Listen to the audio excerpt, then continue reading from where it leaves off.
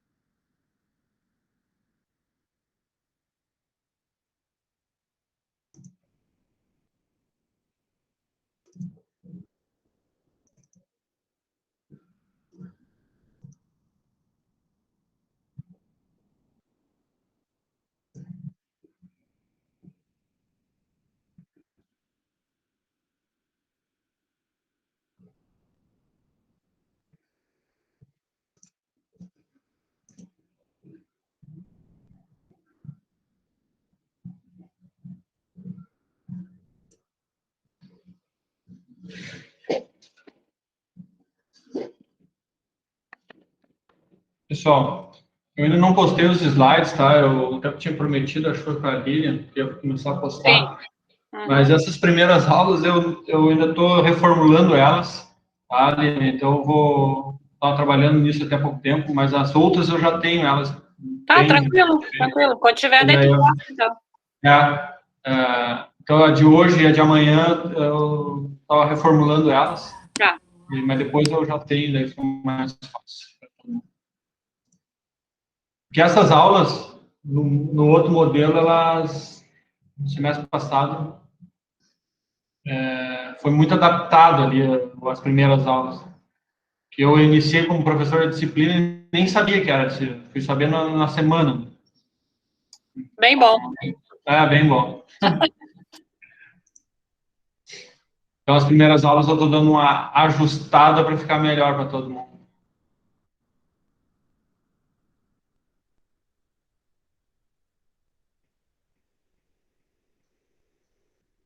Então, vamos lá.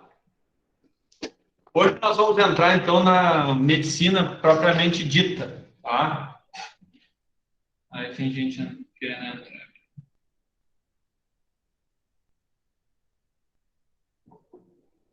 Mão. Hoje nós vamos entrar, então, na medicina de suínos propriamente dita, tá?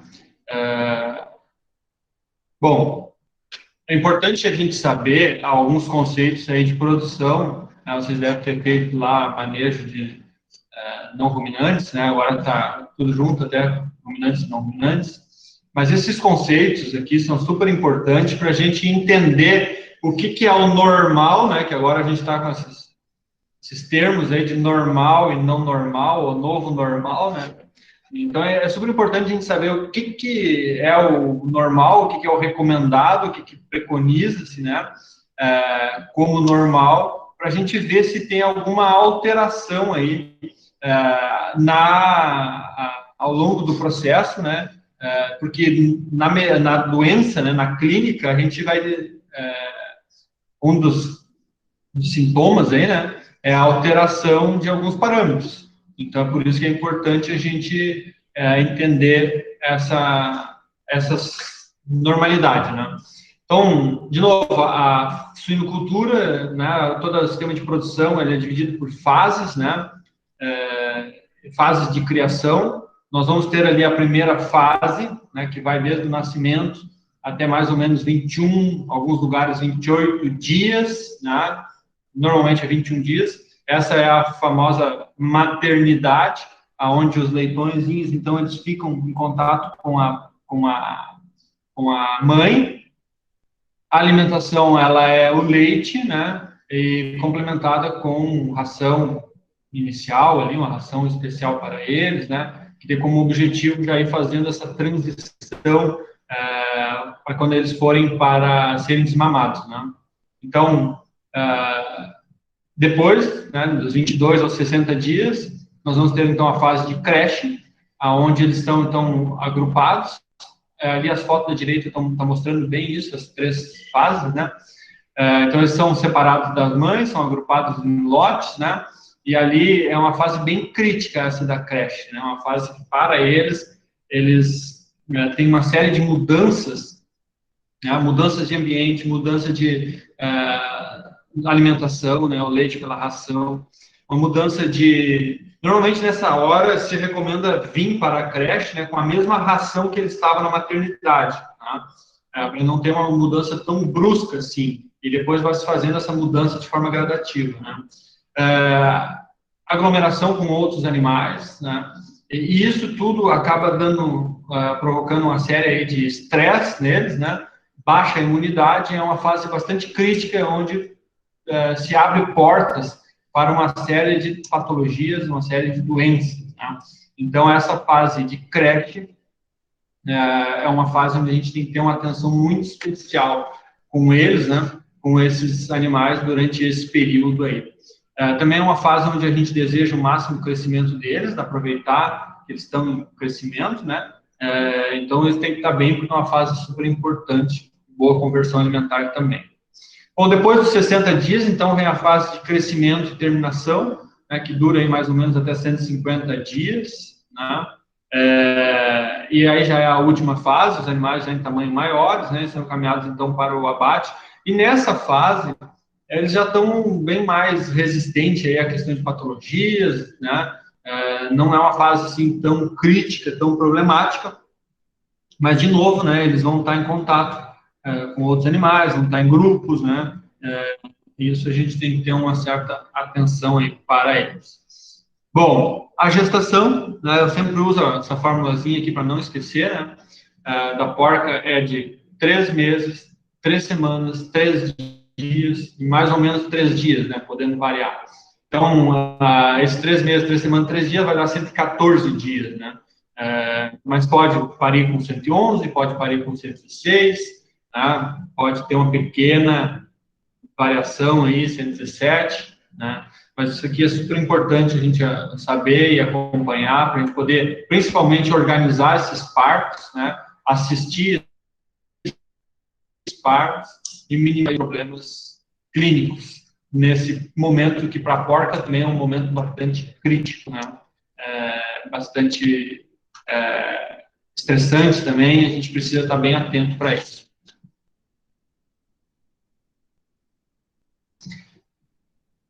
Aí, tem até 14 leitões. A gente sabe que tem algumas porcas que pode parir até um pouco mais, né? Isso acaba sendo um problema. A gente sabe também que algumas glândulas mamárias, principalmente as torácicas, elas têm uma menor quantidade de leite, né, do que outras, então acaba o desenvolvimento sendo um pouquinho ruim também. Normalmente, quando vai nascendo, se o leitãozinho é mais fraco, já direciona ele para as glândulas maiores, né, para ele ter uma maior quantidade de leite. Então, esse manejo é bem importante. Leitões por parto, né, de 9 a 12, né, a gente sabe que pode ter um pouquinho mais, mas esse é um número aí que é super importante a gente ter, né, 9 a 12 leitões viáveis, né, vivos por porca, certo? O ciclo estral da porca, 21 dias, né, com duração do cio de 2 a 3 dias. 21 dias é importante, porque a gente vai ter uma série de doenças que a gente vai ver hoje aqui, reprodutivas, né, em que altera esse ciclo estral. Então, se tu vês lá uma porca que tem o ciclo de 21, 21, 21, daqui a pouco está com 22, 32 dias, opa, alguma coisa está errada. Esse ciclo não está normal, né? Por isso que é importante a gente saber esses parâmetros normais, para a gente ir ajustando e fazendo, e tendo essa interpretação, né? Duração do cio de 2 a 3 dias.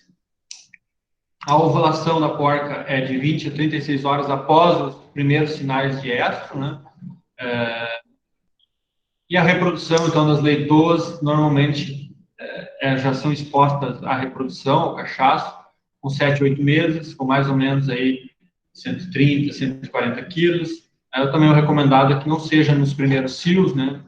Que seja aí a partir do terceiro cio, normalmente é um pouco mais fértil, normalmente ela já tem uma estrutura corporal melhor, e então ela já está preparada para tal.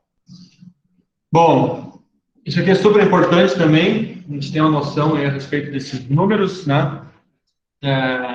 As porcas partos por ano, 2,4 médias, 2,4 em média, né?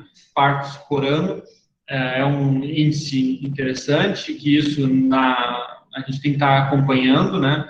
Para ver quais são as porcas que não estão nessa média, identificar esses animais e aí poder fazer uma pesquisa, né? Um estudo, o que está acontecendo que essas porcas não estão aí conseguindo ter alcançando esse parâmetro. Né? Então, em média, elas vão dar duas crias e meia, né? Claro, vai ter porcas que vão dar 3, estão no ano, e outras porcas vão dar 2 crias no ano, né? E aí nós vamos ter a média. Bom, o tempo de parto também é super importante. Então, vai de 2 a 6 horas. Normalmente, os partos de porcas são longos, né? Porque são uma grande quantidade de leitõezinhos. E o tempo de parto, então, é importante para a gente monitorar e a gente saber se a gente tem que fazer uma intervenção ou não.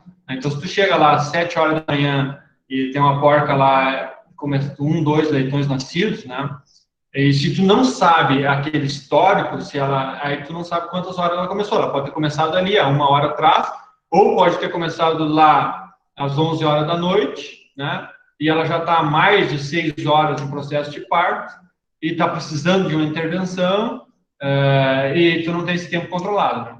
Então, em granjas, né, onde tem matrizes, o acompanhamento do parto ele é 24 horas. 24 horas monitorado, e a porca inicia o trabalho de parto, né? Então é todo feito um controle para que ela fique dentro dessa normalidade. Claro que a preferência sempre é que o parto seja o mais normal possível, né? Mas de vez em quando, uma leitegada grande, né? Daqui a pouco é preciso fazer alguma intervenção para auxiliar nesse parto também. Tá? Tem alguns processos que depois a gente vai ver aí na frente que são importantes, né? Como, por exemplo, secar os leitõezinhos, principalmente no inverno, né? A questão do umbigo, direcionar ele para a mamada, né? Então, esses processos auxiliam bastante a viabilidade desses leitõezinhos logo quando eles nascem. Né? Professor, em média... Oi? Colocou ali de 2 a 6 horas o tempo do parto. Essas 6 horas é o limite máximo já com a intervenção ou para começar o processo de intervenção a partir de 6 horas? Não, o processo de intervenção, ele vai ter que ser muito monitorado, porque se daqui a pouco a porca está em trabalho de parto e não pariu nenhum, né, tu vai ter que intervir, né? Mas o tempo médio entre o primeiro e o último a nascer tem que ser no máximo de 6 horas, tá? Se ela começou ali com o trabalho de parto, tem 5 leitões, né? Nascidos, normalmente o pessoal já faz uma intervenção para ver se não tem mais leitões, o que está acontecendo. Né? Professor, mas no máximo 6 horas. Eu posso acho que complementar na resposta. O que acontece? Eu estava nessa granja, então ela tinha maternidade, então mais ou menos se ficasse meia hora sem nascer um leitão, já se fazia, por exemplo, uma massagem. Fazia uma massagem nos tetos, fazia uma massagem na vulva, aí mais meia hora sem, aí já virava a porca de lado, aí ficava mais um tempinho sem, aí se fazia já uma intervenção mais acho que era ocitocina. Isso que eu ia complementar, é super importante aqui essa questão do intervalo entre leitões, né? Os primeiros normalmente são mais rápidos, né? E os últimos, eles têm um caminho aí para percorrer maior do útero até a saída, então normalmente eles demoram um pouco mais. Então, é super importante ficar acompanhando esse intervalo entre leitões, né? Então, por isso, essa questão das 24 horas de estar em cima desse animal mesmo, né? Para ver se é necessário entrar com alguma intervenção, né? Entre as intervenções são essas, né? Fazer massagem, deitar, levantar a porta, né? Para ver se o útero ali dela acaba sendo muito grande, né? Então, vários leitões, imaginem ali 10 leitõezinhos ali, né? Eles acabam, muitas vezes, o processo só de levantar e deitar a porca de novo pode desobstruir o caminho, a passagem e facilitar, Aí vem também a questão da ocitocina, né, que é um hormônio que ele faz a contração de musculatura lisa, né, aquela musculatura involuntária, que é a musculatura do útero, né, então isso auxilia no processo. E, em último caso, aí também a questão da palpação, né, para auxiliar na saída desses leitões. Então, esse processo de intervenção, ele é monitorado desde o começo, tá? Esse de 2 a 6 horas é o tempo normal, que se preconiza como normal, né, para todo o processo do parto, de primeiro ao último leitãozinho.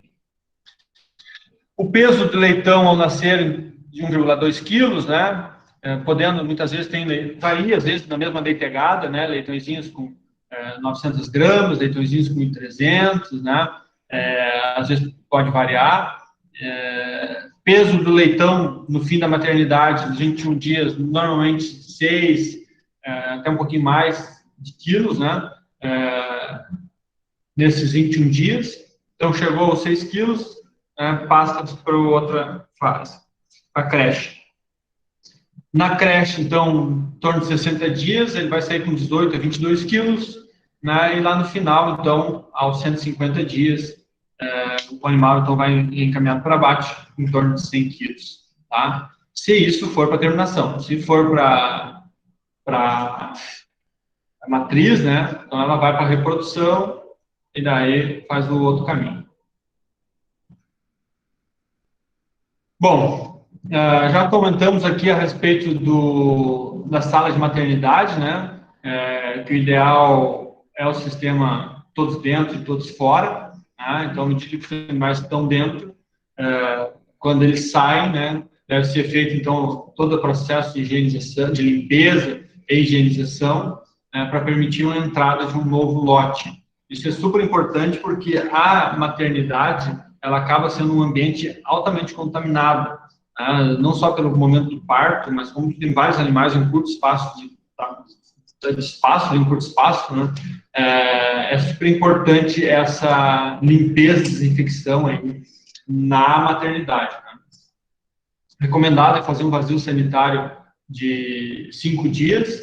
Eu sei que muitas vezes, pelo movimento das granjas, isso acaba quase sendo impossível, né, pela quantidade de matrizes que tem, né, mas aí tem que se fazer um balanço do histórico sanitário, né, para ver, mas é recomendado, sim, que tenha esse pequeno lapso de tempo aí entre um lote e o outro, né, para que a gente consiga minimizar a contaminação microbiana nesse local. Tá? Até porque esses animais que vão nascer ali, principalmente os leitõezinhos, né, eles acabam sendo muito sensíveis. As porcas, não. As porcas já têm uma certa resistência, então a porca não é o problema na maternidade. Agora, os leitõezinhos que estão nascendo ali, vêm de um ambiente totalmente limpo, né, eles já, no canal do parto, eles já acabam se contaminando, né, e isso, se eles caem num ambiente mais contaminado ainda, pode ser muito prejudicial para eles, tá?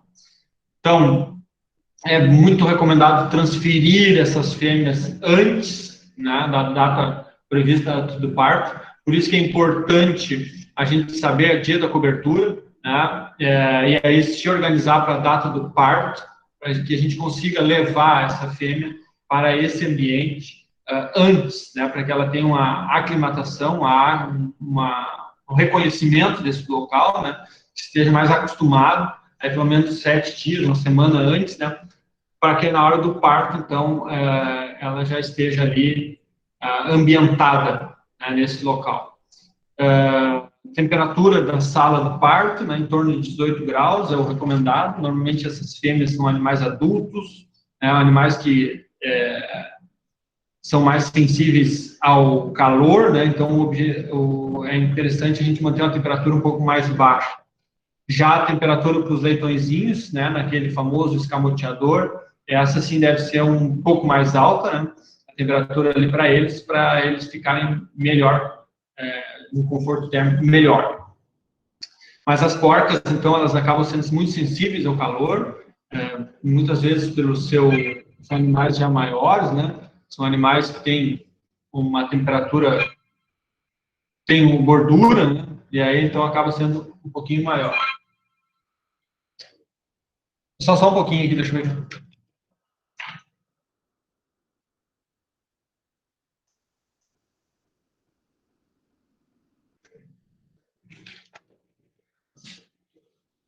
O telefone toca do nada. Bom, vamos lá. Espaços indicados para baias coletivas de leitoas é de 2 metros quadrados. Né? Então, as leitoas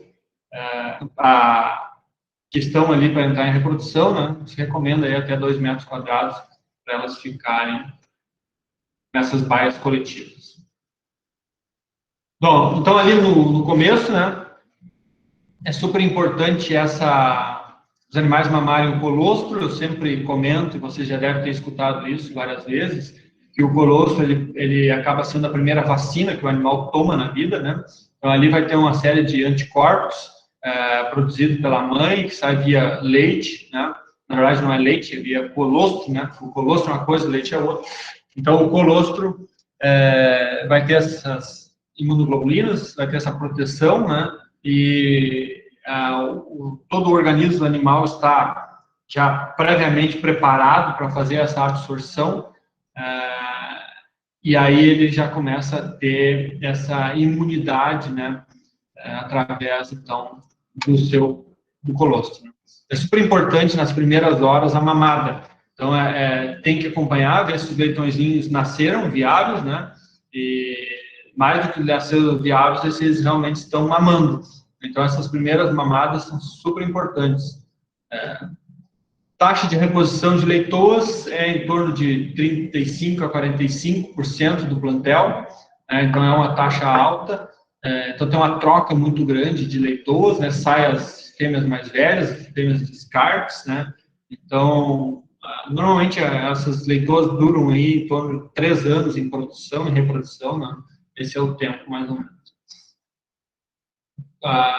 Com a taxa de 35%.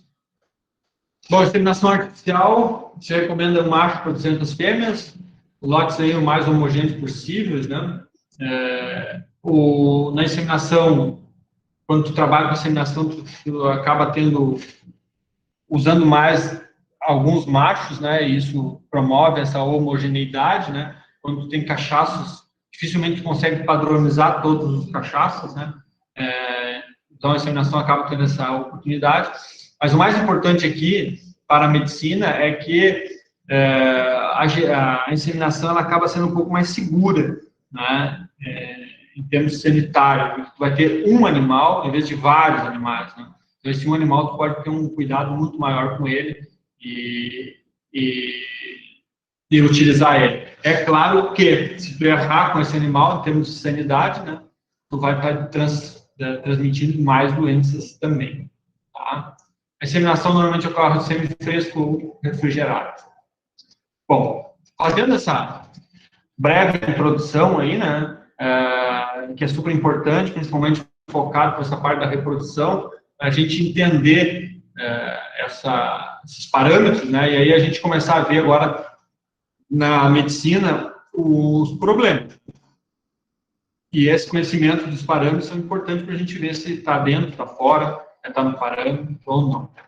Nós vamos iniciar, então, pelas doenças da reprodução. A aula vai ser dividida em A e B. Nós vamos ir tocando essa aqui até onde der, depois a gente vai ver a questão da aula B. Bom, a reprodução, ela tem algumas etapas, né, que também a gente deve ter como noção, assim. Então, lá dentro de todo o período ali, né, de gestação, nós podemos dividir esse período em algumas etapas, porque vai ter algumas ocorrências que vão ocorrer no início, outras ocorrências serão lá no final, e isso pode nos dar um norte aí para ajudar no diagnóstico de patologias, né? Mas o período inicial, ele compreende aí as primeiras 2 semanas, os primeiros 15 dias, né? Então, nesse período, vai ter a concepção, o espermatozoide encontra o óvulo, esse óvulo ele vai estar solto no útero, tá? E se nesse período nós tivermos aí mortes, né, o que vai acontecer, que isso é muito comum por traumatismo, batida, agressão, briga, né? Então, o traumatismo ele é muito problemático nessa fase inicial, e aí nós não vamos ter a fixação do embrião, né? Ou então a própria morte dele antes de se fixar, e normalmente isso, o embriãozinho ali, ele acaba sendo então absorvido, né? Ele acaba sendo absorvido pelo próprio organismo, e muitas vezes a gente não vê que a porca nem teve corrimento, não vai ter infecção nem nada, né? Então ela vai somente reabsorver, né? O que acontece aqui normalmente? Nós temos, quando acontece com 2 semanas, nós vamos ter uma alteração do ciclo estral. Então, essa porca, ela vinha lá com o ciclo de 21, 21, 21, né?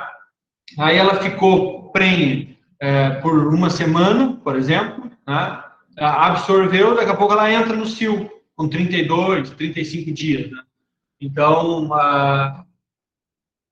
é sinal que ela pode ter tido uma gestação em um determinado período, né, e acabou, então, em sucesso.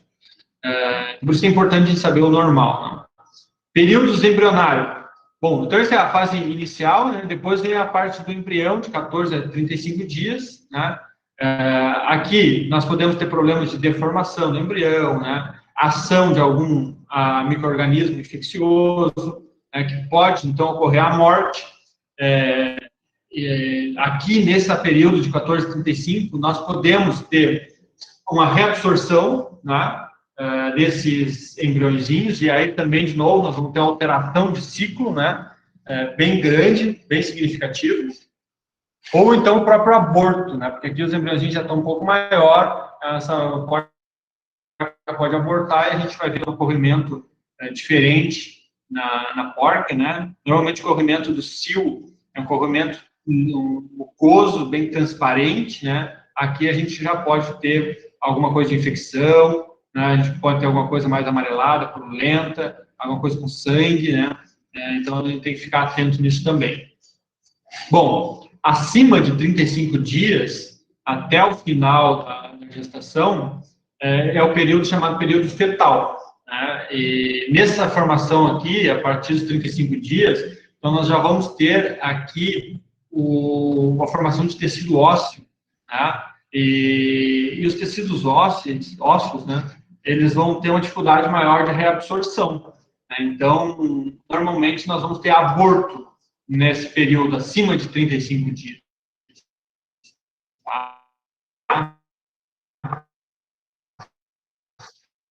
O que, né, de fetos, e a mumificação desses fetos. Então, eles acabam ficando no útero, mumificados lá, né, não são reabsorvidos e também não são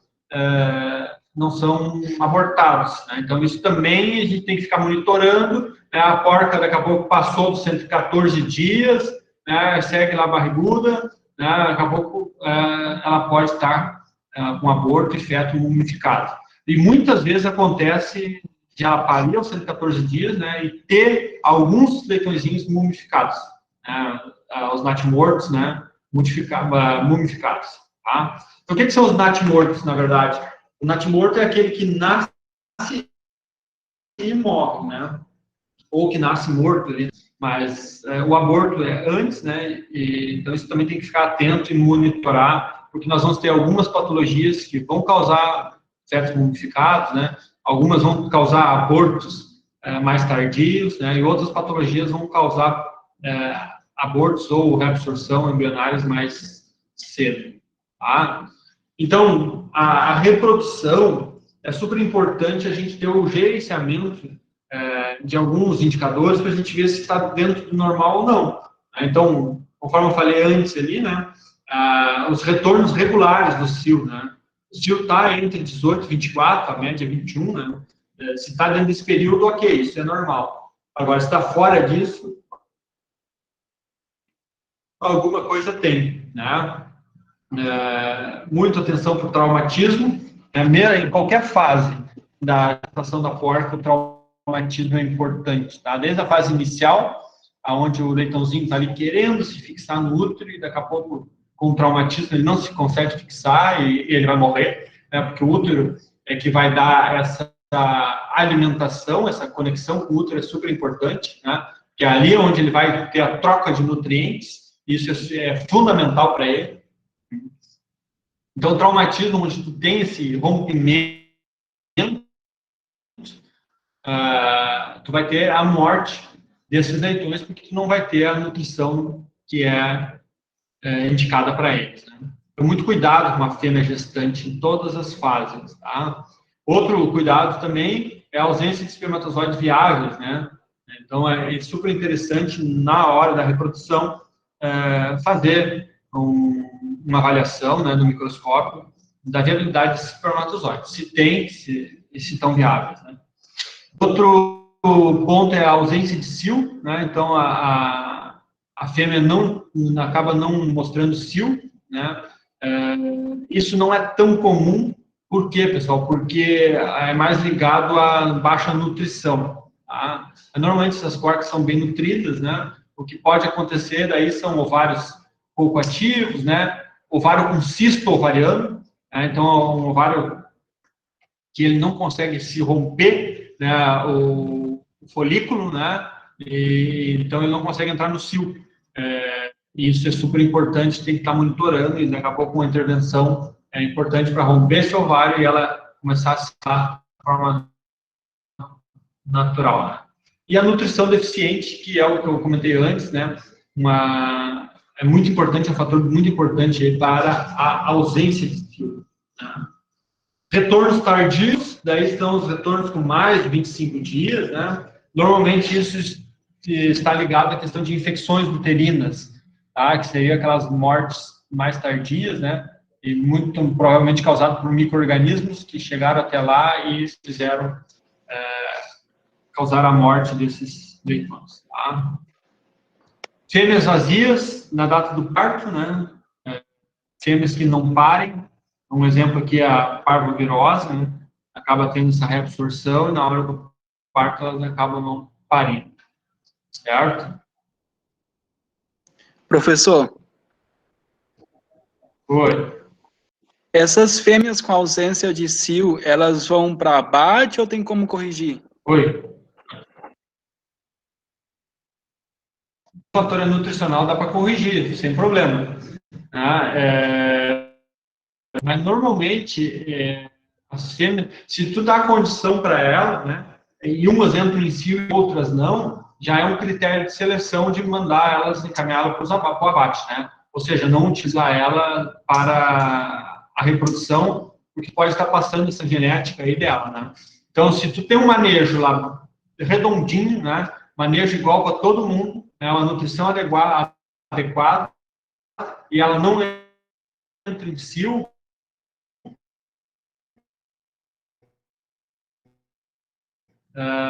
na suinocultura se utiliza muito isso, né, a encaminhar para o abate, porque normalmente tem um monte de fêmeas atrás, né, para reposição. Então, parar e ver qual que é o problema. Porque um grande problema que tem é a fêmea, por baixa nutrição, ela a ausência do cio, e aí tu entra com intervenção medicamentosa. Aí tu está forçando ela a entrar no cio. Ela vai entrar no cio, tu vai emprenhar, só que essa genética, ela está passando para os outros, né? Então, isso também tem que ter um certo cuidado. Mas na suinocultura, normalmente se trabalha em lote, né, se trabalha todo mundo junto, mesmo manejo, né, e aquelas fêmeas que não entram em cio acabam, então, sendo descartadas. Respondi? Muito obrigado. Ô, professor. Oi. Ali no estágio que eu fiz, se passava muito ultrassom mais ou menos aos 50 dias já de gestação para ver se estavam ou não prenhas, né? Seria por lei, então, por causa por infecção, então?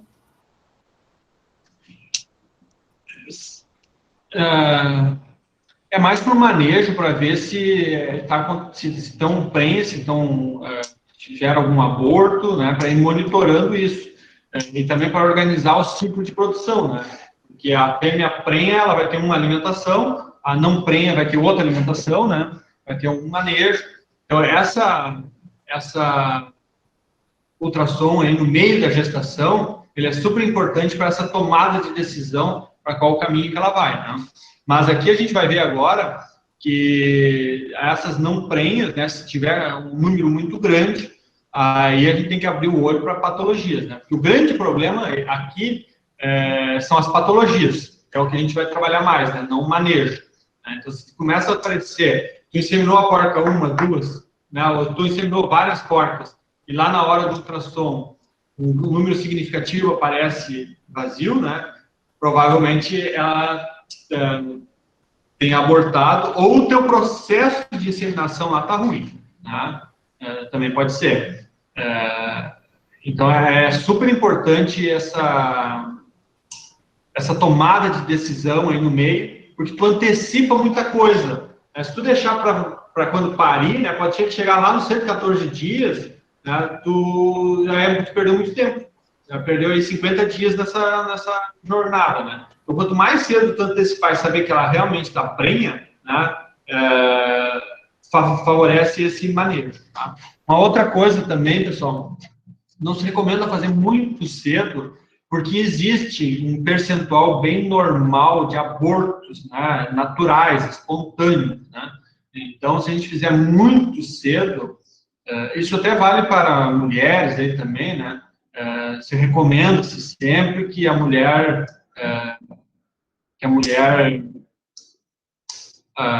ou que comente que está grávida, né, a partir lá da 10ª semana, 12ª semana de gestação. Né? Por quê? Porque essas primeiras semanas, o aborto ele é normal. Não é que ele é normal, ele tem um percentual maior, e muitas vezes não é causado por micro-organismo nenhum. São abortos que acontecem de forma espontânea. Tá? Então, aqui o recomendado então fazer, super recomendado fazer no meio, né, para essa tomada de decisão e ver se alguma porca está com problema, ou um lote de porcas com problema, para ver se tem alguma patologia, para poder fazer um estudo melhor aí dessas patologias, né. Então, é bem interessante fazer isso. Não é tão comum assim, não é muito comum fazer ultrassom. Mais em grandes estruturados, que tem veterinário, tem aparelho, isso é super recomendado, sim. Tá?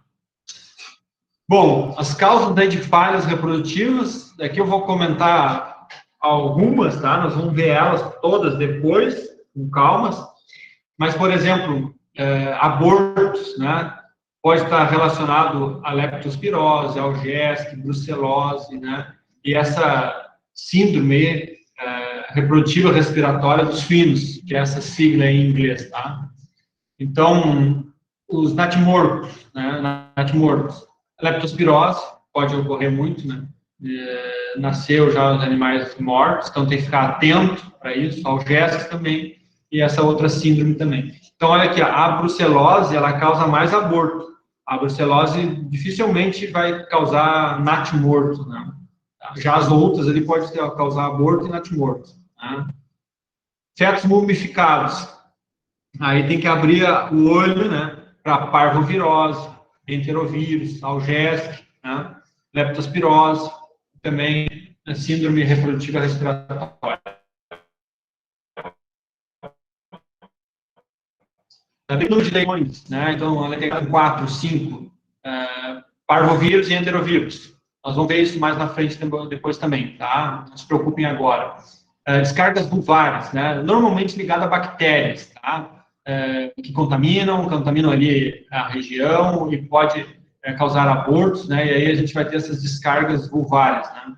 Normalmente atrelado ao ambiente, né? Ou então a brucela, que também pode causar descargas vulvares.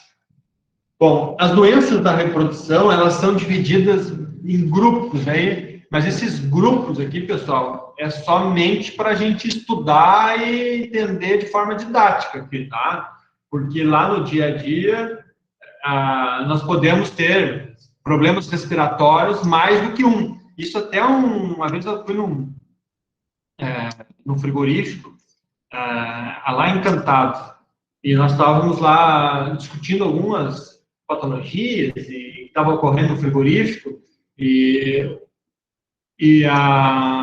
o ponto era descobrir qual que era a patologia, né? E, no fim, se chegou à conclusão que não era somente uma patologia, né? Nós tínhamos um animal doente, mas esse animal tinha lá uma bactéria e daqui a pouco baixou a imunidade, entra um vírus junto e ele tinha um conjunto de doenças, não somente uma, né? É o caso agora do coronavírus, né? Então, começa lá com o coronavírus, a pessoa fica debilitada, fica congestionada, 7, 10 dias o vírus vai embora e a pessoa, daqui a pouco, tem uma bactéria, né? Entra lá no sistema respiratório, ou a bactéria se instala no pulmão, e aí tu começa a ter outras complicações, tá? Então, aqui na disciplina, e aqui no caso específico das doenças da reprodução, nós vamos trabalhar isso de forma isolada, né? Mas sempre pensem que isso pode estar em conjunto, agindo de forma concomitante. Tá? Então, o grupo 1 aqui seriam das bactérias e fungos, o grupo 2 de vírus, né? E o grupo 3 seriam de infecções específicas do aparelho reprodutor, tá? Leptospirose, brucelose, algésque e essa síndrome reprodutiva respiratória de suínos. Tá? Hoje nós vamos ter o grupo 1, se eu não me engano. Final que vem a gente vê o 2 e o 3. Grupo 1, bactérias e fungos no ambiente ou no aparelho reprodutor. Tudo certo até aqui, pessoal? Entendido? Sim. Então, vamos lá. Então, fungos e bactérias, tá? Esses micro-organismos, então, basicamente, nós vamos ter um mecanismo aí de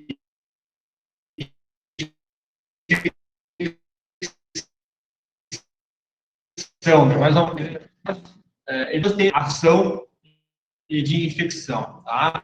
Então, muito atrelado à questão de estresse dos animais, isso existe, ela está ali no ambiente, está no organismo do animal, muitas vezes, né? E quando baixa a imunidade, por exemplo, um parto ou uma gestação, a gente sabe que no período de gestação, normalmente a imunidade baixa, né, da pessoa, porque tem um organismo estranho ali, que é um novo feto, então a imunidade acaba dando uma baixada, e isso interfere muito nas mulheres, né? As mulheres sabem bem disso, principalmente quem tem filho já, né, que altera um monte o funcionamento do organismo, né? Então, para a porca, esse momento de gestação e de parto é um momento estressante que muitas vezes serve de porta de entrada para os micro-organismos. Aqui, no caso, a gente está trabalhando fungo e bactérias, tá? Nutrição aí inadequada, né? Ruim, debilitando, então os animais não tendo uma condição nutricional boa, né? E condições para poder combater esse micro-organismo, ou muitas vezes o micro-organismo está dentro da ração, né?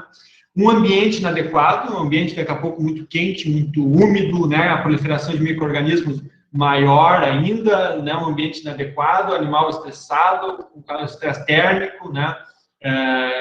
E o próprio manejo dos animais, né? Sem muito cuidado, um manejo estressante, né? E isso pode favorecer, então, a entrada, né, de micro-organismos. Então, porcas aí com gestação, meia gestação, né, tem que ter um cuidado muito grande para fazer, por exemplo, o processo de ultrassom, né, tem que ter todo um cuidado, porque o próprio traumatismo ou manejo inadequado, né, tu pode causar mais abortos. Daqui a pouco o processo técnico para se iniciar pode estar dando prejuízo, né? Então, esses são os principais fatores aí para a entrada desses micro-organismos. Esses micro-organismos, eles podem, então, agir através da via sanguínea, né? Os micro-organismos podem ir até lá o trato reprodutivo através do sangue, né? Então, uma bactéria que entra via alimentação, né, cai na corrente sanguínea, vai entrar no endométrio, né, na musculatura, causar uma endometrite, né, lá na musculatura do útero, então, causando aborto, ou então, luz do útero, né, interferindo na fixação do embrião também causando aborto ou causando uma reabsorção embrionária. A outra via, que também é muito comum, é a via ascendente, né? Por exemplo, a porca deita num lugar sujo, contaminado, né? E esse micro-organismo acaba subindo, né?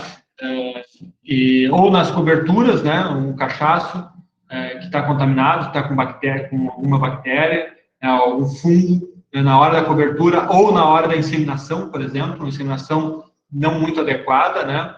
Não higiênica, a gente pode estar, além do sêmen, colocando fungos e bactérias ali, instalando, né? A gente vai estar, além da inseminação, vai estar colocando esses micro-organismos que vão causar problemas ali no trato reprodutivo da fêmea, tá?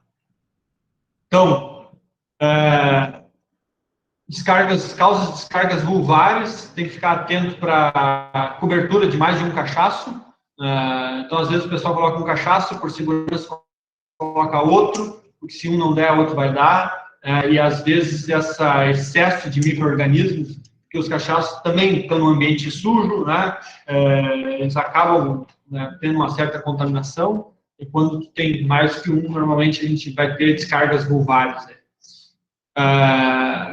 Não se recomenda fazer cobertura de porcas com corrimento, né? Então ela já tem uma patologia e a gente, nesse momento, a gente tem que esquecer a reprodução e tratar dessa porca e aproveitar ela em outro momento, ou outro cio, né?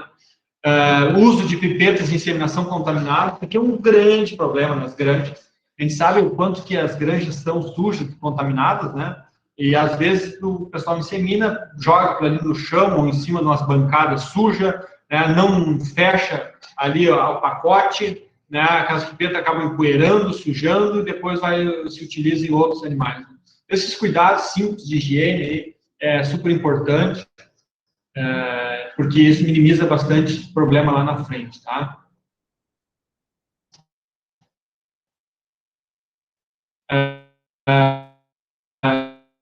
Desmame mamar com 21 dias, que é o período também que o útero leva para regredir e voltar ao seu tamanho normal, e aí ele fica apto para uma nova reprodução. Tá? Alta densidade de porcas no desmame, estresse, né? Mais higiene das baias, né? Contaminação. Então, é importante fazer essa higiene, limpeza, desinfecção. E também problemas de inflamação, né? Cistite, vaginite, endometrite, pode dar descargas vulvares também. Os fatores que dificultam a observação das descargas vulvares, né? Uma pequena quantidade, o pessoal passa desapercebido. Às vezes, por poucos minutos na vulva, né, fica aquela descarga e logo cai e as pessoas não olham, né? Não tem um manejo, a visualização, né? Os animais criados de forma coletiva também acaba sendo mais difícil, né, de visualizar. Às vezes ela tem a descarga e depois a urina acaba lavando e levando embora, então a gente mais do que olhar o animal, a gente tem que olhar o ambiente, né? E às vezes está no ambiente, a gente daí teria que descobrir qual que é o animal ali, né? Ter essas descargas. Ô, professor, às vezes, oi? No caso da descarga, seria a presença de pus, então, no caso, ou não? Isso, descargas vulvares, normalmente pode ter pus, pode ter sangue, mas normalmente é um corrimento, não, um líquido mais amarelado, assim, né?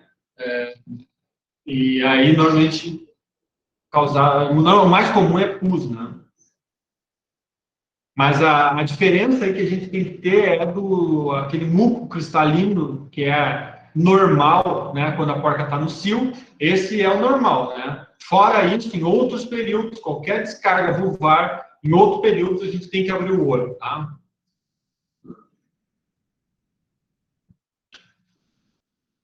Bom, agentes etiológicos, né, que causam. E aí nós vamos ter, a gente vai ver essas aí depois, né? A Escherichia coli é muito comum, o Staphylococcus, né? O Streptococcus, Arconobacterium, né? Pyogenes, Erysipelotrix, né? E fungos, daí dos mais variados, né? Mas o mais comum é o Fusarium, tá? Tipos de descarga. Aqui eu acho que pode te responder um pouco, ó, em normais e anormais, tá? Nós vamos ter descargas do trato genital e do trato urinário, tá? No trato genital, normal, né? Proéstero e éstero. Tá? Esse é normal, ela vai ter a descarga normal, que é aquele núcleo cristalino, né, sabe? Após a inseminação artificial, pode ter, né, um corrimento ali, após a inseminação, após a cobertura também, né? Durante a gestação, sim, mas tem que estar muito atento, porque são pequenas quantidades que pode ter descarga no trato genital, não pode ser muito, tá? Aqui tem que ficar bem atento. E pós-parto, sim, né? Porque ela pariu, e aí ela tem toda a limpeza do útero para ser feita, né? Então, esse trato genital aqui, as descargas vulvares pós-parto, inclusive, muitas vezes são fedorentas, a porca fica, né, bem fedida, assim, né? Mas são normais, tá? O que é anormal aí no trato genital, aí a gente tem que abrir o olho para alguma infecção, né, no endométrio, na metrite, né, na cervix, inflamação na cervix, na vagina, né, algum abscesso na vulva, traumatismos, né, e a presença de sangue, isso não é normal. Sangue não é normal em nenhum momento. Então, se tem sangue, aí tem que ver se o sangue é líquido, né? Normalmente o sangue líquido é de traumatismo, alguma coisa assim, né? E o sangue coalhado é sinal que o processo já começou por mais tempo, né? E o sangue, então, ele acaba saindo lá coalhado. No trato urinário, a própria urina é normal, né? Descargas vulvares ressequidas nos lábios, também um pouquinho normal.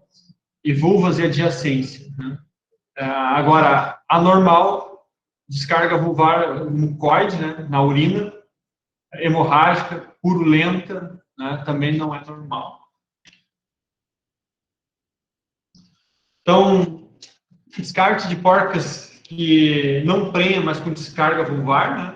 Então, se a porca não está prenha e apresenta descarga, né, e ela é bem nutrida, tem todo o manejo correto, né? Então, o melhor que tem é encaminhar essa porca para frente, né? Do que ficar insistindo com ela em mais reprodução.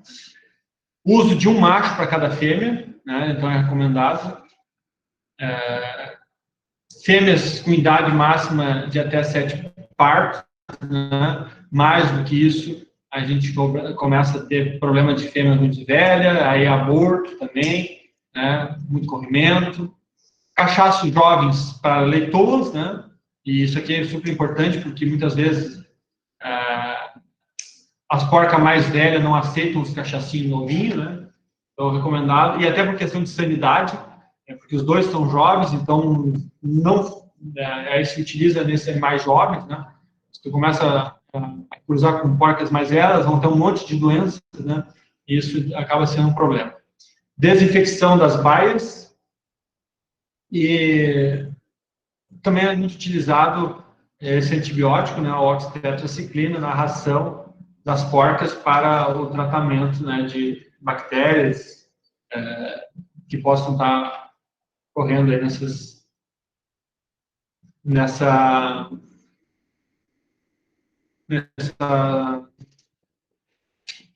descargas vulvares. Deixa eu ver a hora aqui. 1h37. Bom, no grupo 1, aqui nós vamos ter a síndrome metrite, mastite, agalaxia. Essa é uma síndrome, né, que é um conjunto de série de sintomas, né, que pode ocorrer. Então, nós podemos ter descargas vulvares, a metrite, né, inflamação lá do miométrio. Nós podemos ter mastite, né, e a falta de leite, né. Então, a galaxia é a falta de leite, né? A supressão total ou parcial da lactação, né? A galaxia é a total, né? E a hipogalaxia, ela é a parcial, né? Então, esse é um grande problema. Ocorre fêmeas de 12 a 72 horas após o parto, né? Então, essa porca vai ter corrimento vulvar, vai ter mastite, dor nas glândulas mamárias, né? E sem leite, né? Os leitõezinhos entram em desespero, é um grande problema.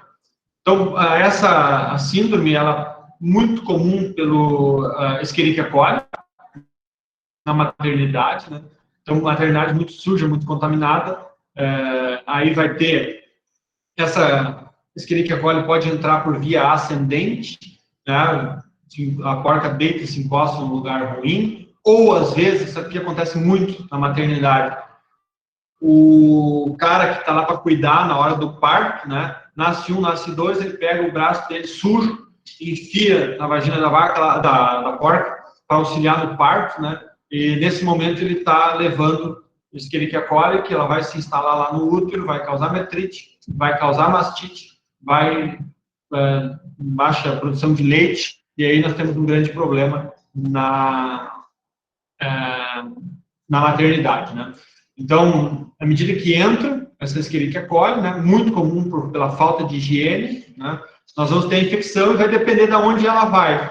Glândula mamária, útero, né, vias urinárias, pode causar cistite, muito comum também em mulheres, cistite, né, por causa da Escherichia coli. Pode causar lá também problemas do intestino, tá? Não é o nosso caso aqui, que a gente está focado mais na reprodução. A glândula mamária, diminuição da produção de leite, né, baixa produção de leite, no útero, a inflamação, né, uma metrite danada, e aí a porca não vai conseguir recuperar o tamanho do útero, mas mais do que isso, são os leitões, né, que acabam sendo prejudicados. Então, infecções por enterobactérias, né, então, que vão liberar essas toxinas. O foco dessas enterobactérias, aqui no caso, a Escherichia coli, é a glândula mamária, útero e vias urinárias, né? Ou intestino, né? Mas o foco delas, glândula mamária e útero. Estresse também é um grande fator aí que interfere na liberação do leite, né? Então, as porcas mais estressadas, elas vão liberar adrenalina. A gente sabe que a adrenalina ela é antagônica à ocitocina. A ocitocina é o hormônio natural que vai fazer com que o miométrio lá na glândula mamária, na célula ali, libere o leite, né? Então, um ambiente muito estressado, elas acabam não favorecendo. Tá? Relação com deficiência na higiene e desinfecção ambiental. Então, sempre que isso aparecer, olho no ambiente. Tá? Então, não dá para a gente entrar numa granja de suínos e olhar só para a porca que está doente, tá? Sim, nós temos que olhar para ela, ver o que está acontecendo, né? Mas precisamos olhar para um todo, um olhar sistêmico, né? Do organismo como um todo. A gente tem que olhar aquela animal, né? Mas a gente tem que entender que todo galpão ele acaba sendo um organismo funcional, né? E nós precisamos olhar para esse também, né? Desde a pessoa, do tratador, do ambiente, né, qualidade de água e tudo mais. Tá? Então, problemas na disponibilidade de qualidade de água, né? Então, às vezes a água aqui, se não é de boa qualidade, passa a ser um fator ruim, né? Qualidade da higiene das baias, então olhar como é que estão essas baias, né? Normalmente nessas galpões a gente vai ter lá baias que estão em vazio, baias que estão sendo utilizadas, né? Então, olhar em tudo é super importante. Retenção fetal e placentária.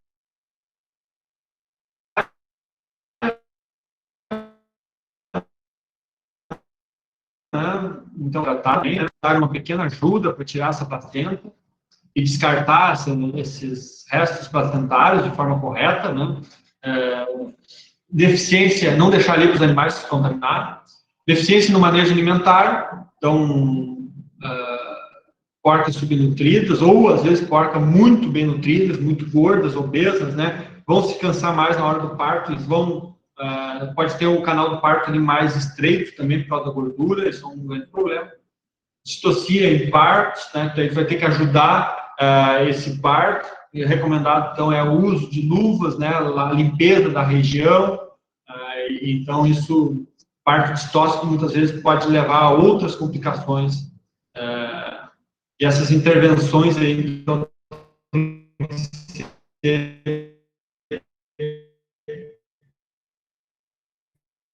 bem real, porca anoréxica, né, vão deixar de comer, vai ter febre, vai ter relutância em levantar, né, vai preferir ficar mais deitada, ela não permite que os leitãozinhos mamem, que ela vai ter dor na glândula mamária, vai ter mastite, né, a glândula mamária vai estar toda alterada, normalmente vai estar mais vermelha, mais dura, né, vai ter mais calor, mais rubor, né? Então isso tem que estar atento também. Descargas vulvares, né? E um comportamento bem anormal, tá? Então isso na porca. É super importante ficar atento a essas características aí na porca. E claro que os leitõezinhos também irão sofrer com isso, né?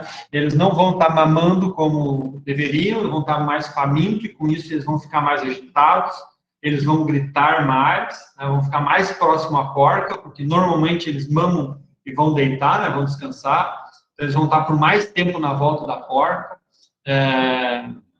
eles vão estar querendo a glândula mamária, procurando leite, né? Eles vão estar fracos, porque não estão se alimentando, né? Eles vão estar preferindo deitar do lado da porca e não no escamoteador, né?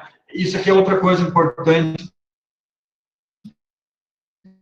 Se não tem leite, eles vão estar beber. Então, se tiver lá uma poça de água, eles vão estar bebendo aquela água. Às vezes, a urina, a porca está urinando, está bebendo a urina da própria porca, ou a água da porca, vai estar procurando alguma coisa, né? Então isso tem que estar atento, que são alterações de comportamento super importantes que a gente tem que estar atento com os animais. E aqui, pessoal, esses comportamentos aqui parecem bem simples, né? Mas são comportamentos que a gente tem que estar atento, porque isso vão nos auxiliar na hora de tomar a decisão do diagnóstico, né? Ou até para tomar a decisão no tratamento mesmo, né? Eles vão estar querendo comer o resto da ração da porca. Se eles estivessem bem alimentados, eles iam lá tomar o leitinho deles e não iam comer a ração nem tomar água, né? Serão mais esmagados, porque eles vão estar mais próximos da porca, e a porca vai estar deitando e levantando, né? E provavelmente, como eles não vão se alimentar, não vão produzir energia, eles vão morrer e não vão estar produzindo energia, né, para o seu desenvolvimento. Isso vai baixar a glicemia deles, né, e eles acabam em 2, 3 dias indo à hora. Tá? Então, aqui, uma foto, né, de fêmea com descarga vulvar, não fisiológico, notem como está bem purulento, bem amarelado, né, bastante pus. Aqui os tetos, né, vermelho, maior tamanho, com feridas, né, provavelmente com maior temperatura também, uma glândula mamária demasiada, né, e muitas vezes os leitõezinhos maiores, eles acabam mordendo, né? Não tem leite, eles atacam o dente mesmo, mordem, né? E a porca reclama. Tá? Então, como evitar? Evitar estresse após o parto, não mudar a alimentação logo após o parto, né? Para a questão de evitar a contaminação via... E também não baixar o estresse da porca, né? Para baixar a nutrição dela, né? Não mudar a nutrição, ela manter... É um faturamento que a gente vai estar mudando aí em relação ao estresse, né? Uma coisa que é muito comum também é o uso profilático, né, de antibióticos nos 4 dias últimos de gestação, né? Então, se usa alguns antibióticos que possa, então, diminuir a infecção por Escherichia coli, né, direto na ração para esses animais, tá? E observar muito a higiene de células, né? Lavagem das porcas, isso aqui é super importante, não são todos os lugares que fazem, mas uma lavagem das porcas diminui bastante a contaminação, os micro-organismos, né, e diminui bastante a contaminação do ambiente. Então, isso aqui é um processo que às vezes é negligenciado, mas pode favorecer bastante. Tá? Agora, nós, como médicos veterinários, o que nós podemos fazer? Né? O que nós temos que fazer? Quais são as ações que nós precisamos atentar aí para doenças da reprodução, né? Bom, é avaliar esse desempenho do rebanho. De novo, que não vamos olhar o indivíduo somente, precisamos olhar o indivíduo, né? Mas é super importante a gente olhar o rebanho como um todo, né? Aqui a gente vai estar tratando da saúde do rebanho. Então, quais são quais são os números, qual é o desempenho do rebanho, né? E aí a gente começa a ver os desempenhos individuais também, né? Identificar fatores de risco. Então, se chega lá, tem um funcionário, as unhas sujas, né? Não tem uma higiene pessoal boa, né? Ele não vai ter uma higiene na hora de fazer uma intervenção no parto, numa porca, por exemplo, né? As baias sujas, né? Isso tudo pode indicar problemas futuros, né? A ração não bem armazenada, né? Então isso tudo pode ser um fator que a gente tem que analisar, pode ser risco, um manejo inadequado, né? Examinar fêmeas em gestação e logo após o parto, é super importante a gente fazer esse acompanhamento, né? Bacteriológico e antibiograma, né? Então fazer um swab, mandar fazer cultura para ver se cresce algum micro-organismo ali, para ver qual é o micro-organismo que está agindo. Isso é o que a gente ia fazer nesse projeto lá de Encantado, né? Eles iam mandar para cá, lá no caso era pulmão, iam mandar para cá os pulmões, né? E aqui a gente ia fazer, lá eles iam fazer o swab, na verdade, desses pulmões, e aqui a gente ia fazer a cultura para ver o que ia crescer e fazer também o antibiograma, né? Para ver qual o antibiótico que a gente pode utilizar sensível, né? Para esse micro-organismo, tá? E aí, as ações do veterinário também corrigir esses fatores, né? Porque não adianta a gente só ir lá tratar o animal, dar um antibiótico, né? Um anti-inflamatório, virar as costas e ir embora, porque o problema ele acaba sendo maior, tá? Controle das descargas. Então, descarte de porcas não prenhas com descarga. Aí foi, eu acho que a pergunta aí, se não me engano, foi o Carlos, alguém me perguntou aí, né? Então, se tu tem um manejo, se tu tem tudo igual, né? E a porca continua apresentando descargas, ou não está prenha, né? Na suinicultura, é descarte. Porque aí tu está mandando, além dessa porca problema embora, tu está mandando a genética dela embora, né? Descartando ela e favorecendo aquelas que estão prenha, né? Uso de um macho por fêmea, né? Usar fêmeas não com mais de 7 partos, né? Cachaços jovens, isso que a gente já falou. Desinfecção das baias, né? E o antibiótico aí, a tetraciclina, na ração de forma preventiva.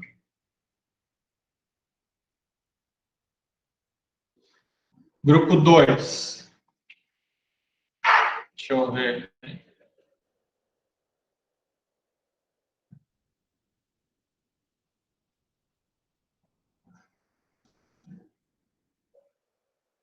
Vocês querem fazer esse grupo 2, pessoal? Tem mais uns 10 slides. Querem fazer? Ou deixando para a aula que vem? Com mais calma. Sor, depende do tempo, porque eu pelo menos tenho aulas 2. Então vamos deixar que daí vocês... Eu tenho aula às 2 também. Tá, não, perfeito. Eu também tenho uma reunião às 2. Então tá. No fim, eu acabei indo mais lento nesse processo, vai ficar faltando essa parte, mas daí a gente continua da aula que vem, se vocês puderem, me lembrem, tá bom? Certo, então, pessoal? Tranquilo, professor. Certo, professor, obrigado. Viu? Um abraço, até mais. Tchau, Sor. Tchau, tchau. Até semana que vem. Até semana que vem.